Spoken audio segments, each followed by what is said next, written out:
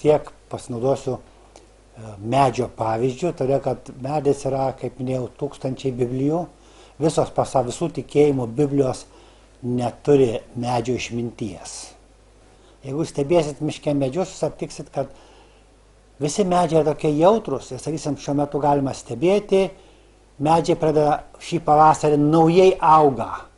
Tie, kurie yra palinkę į tą pusę, jie tiesinasi. O jeigu jis yra palinkęs ir nestiesina, jis juda savo kapo link.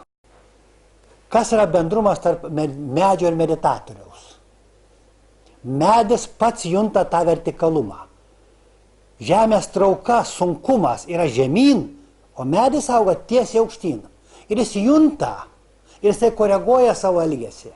Net šaka, jeigu reikia, tampa kamienu.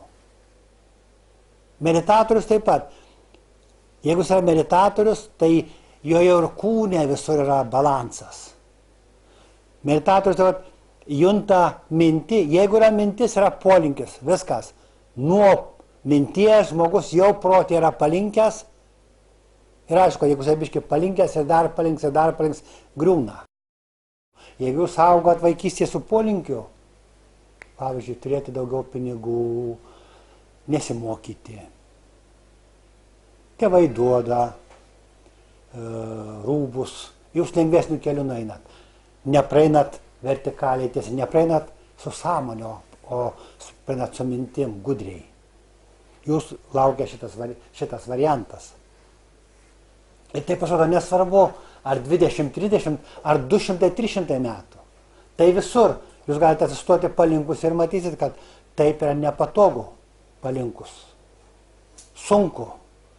Nesi jautrus, negali atsipalaiduoti, medžiagos negali vertikaliai kilti.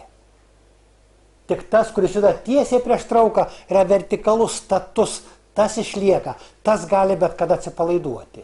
Tas gali būti visiškai laidus, laidžiausias. Tas pats ir čia, jis auga visiškai tiesus.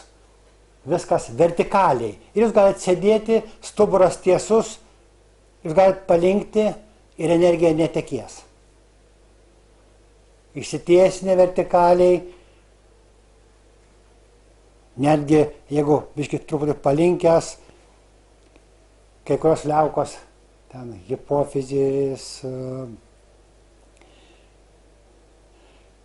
hipotalamusas, ten veikia nedarniai, yra įtampos ir mes negalim atsipalaiduoti ir negalim pajusti naujai gimstančią, tokią labai įkvepiančią, gaivę, transformuotą energiją.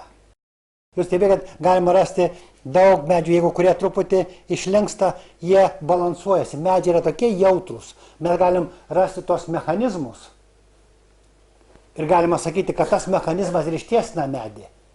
Bet jeigu jūs turit mechanizmą,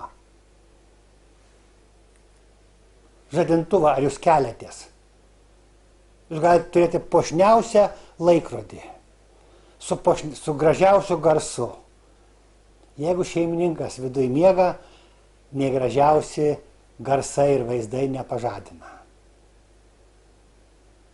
Jūs galite turėti mažiuką laikroduką, kuris cypia ir kaip nors, arba tyliai, ir jūs pabusit.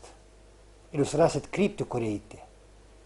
Ne mechanizmas apsprendžia medžio augimą aukštyn.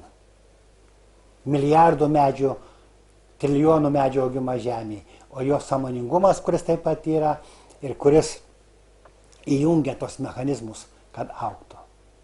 Ir jūs tą patį galite justi, kad jeigu jumis yra energijos, jūs praeinat, jeigu pakankamai energijos praeina per protą, jūs turite dar energijos, nejuda į širdį, prasideda laimė.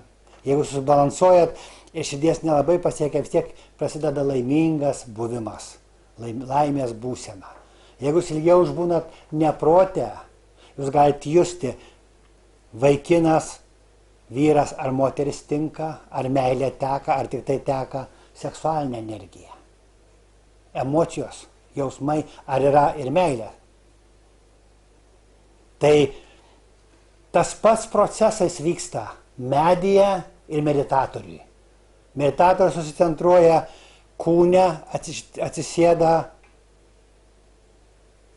arba stovi emocijose, prote, jeigu jis yra nepasviręs, jeigu jis yra nemintyje, energija kyla, jis yra sąmonėje ir jis yra labai jautrus. Ir jisai pradeda matyti, kokios energijos teka, kaip jos veikia, kas jas veikia, kokios mintis, emocijos, jausmai kyla ir kokį judesį atlikti, kokį veiksmą daryti, kad ta energija tekėtų ir kad transformuotųsi, kurtų džiaugsmą ir laimę. Ir tai yra prieinama absoliučiai visiems. Tokia galimybė yra.